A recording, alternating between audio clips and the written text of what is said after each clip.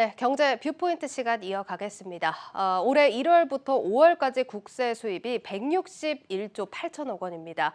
지난해 같은 기간 118조 2천억 원보다 무려 43조 6천억 원이나 는 겁니다. 경기 회복 가시화와 부동산, 주식 거래가 활발해진 영향인데요. 구체적으로 어떤 세금이 늘었는지 보면 지난해 대기업을 중심으로 기업들의 영업이익이 늘면서 법인세가 11조 8천억 원 더 거쳤고 부가가치세도 4조 3천억 원 증가했습니다. 이 부동산과 주식 가격 상승에 따른 세수 호조도 있었는데요. 양도소득세가 5조 9천억 원, 주식거래 때 부과되는 증권거래세와 농어촌 특별세, 일명 농특세 같은 경우는 각각 2조 2천억 원, 1조 8천억 원이 더 거쳤습니다. 이렇게 정부가 애초에 예상한 수준보다 국세 수입이 크게 늘면서 정부의 엉터리 세수 예측이 도마 위에 오른 상황입니다. 코로나19 위기로 세수 예측이 어려웠다고 해도 그 정도가 지나치다는 거죠. 때문에 세수 축의 오차를 줄일 제도적인 개선이 필요하다 이런 목소리들이 나오고 있습니다. 오늘 경제 뷰포인트 시간에선 관련 내용 짚어보도록 하겠습니다. 세종시 주재 조현석 기자 연결하겠습니다. 조 기자, 올해 세수 축의 오차 어느 정도로 심각한 상황입니까? 네, 앞서 말씀하신 대로 올 들어 5월까지 국세 수입이 1년 전보다 44조 원 가까이 늘었습니다.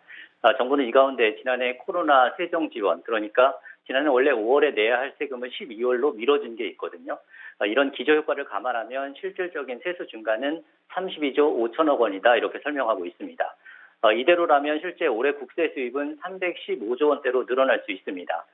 지난해 본 예산안 발표 당시 전망했던 국세 수입이 282조 7천억 원이니까 이것과 비교하면 오차가 11% 이상 벌어지게 되는 겁니다. 세수 오차 관련 통계가 집계되기 시작한 게 2004년인데 10% 이상 오차율이 벌어진 적은 한 번도 없습니다. 올해 정부의 세수 추이가 역대급으로 부정확했다는 얘기입니다. 예, 일단 세수라는 점을 감안했을 때 10% 오차면 굉장히 큰 금액입니다. 지금 살펴본 바로는 세수 축의 정확도가 좀 개선되는 것 같았는데 다시 악화된 이유는 어떻게 봐야겠습니까? 네, 세수 오차가 커진 데는 코로나19라는 특수 상황이 영향을 미쳤다. 이게 기재부의 설명입니다. 올해 세수 축에는 코로나로 인해서 경기 전망이 상당히 어두웠던 지난해 7, 8월에 한 거거든요. 당연히 보수적으로 할 수밖에 없었는데 올해 들어 경기 전망이 바뀌면서 오차가 불가피했다는 얘기입니다. 하지만 이런 설명으로는 충분하지 못하다는 지적 나옵니다. 일례로 코로나 위기로 경제가 마이너스 성장을 한 지난해 세수 축의 오차는 2.1%에 불과합니다.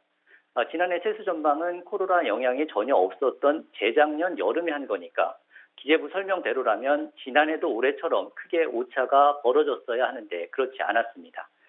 때문에 기재부가 세수 펑크라는 비판을 피하기 위해서 세수 추계를 일부러 보수적으로 해오는 관행이 근본적인 원인 아니냐 이런 지적이 일각에서 제기되고 있습니다.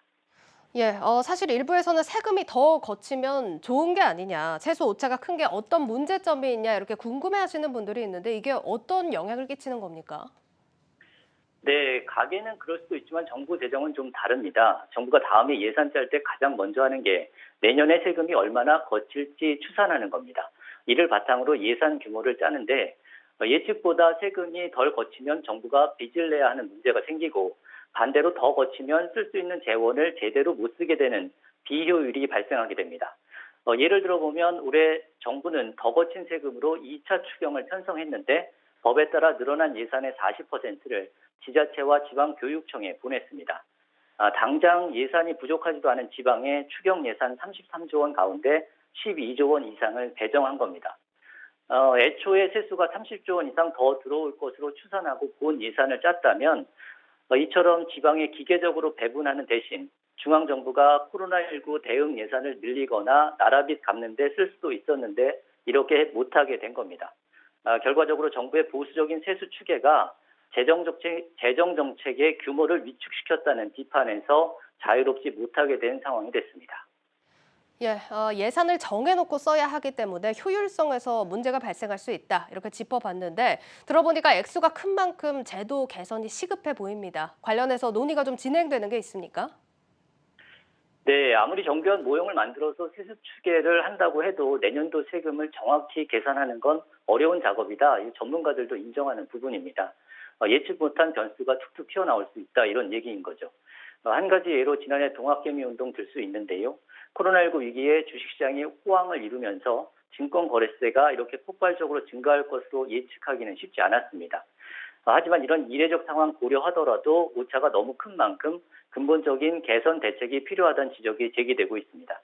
기재부는 세수 축의 오차가 2018년도에 9.5%로 커지자 세수 축의 모형을 개선하는 등 개편 방안을 내놓기도 했습니다.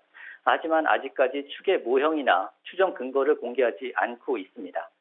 전문가들은 오차 줄이려면 이런 근거 자료부터 공개하는 게 순서다 이렇게 꼬집고 있습니다. 예, 기재부가 제도 개선 목소리를 귀담아 들을 필요가 있는 상황이다라는 생각이 듭니다. 자, 여기까지 듣도록 하겠습니다. 정치경제부 조현석 기자와 함께했습니다.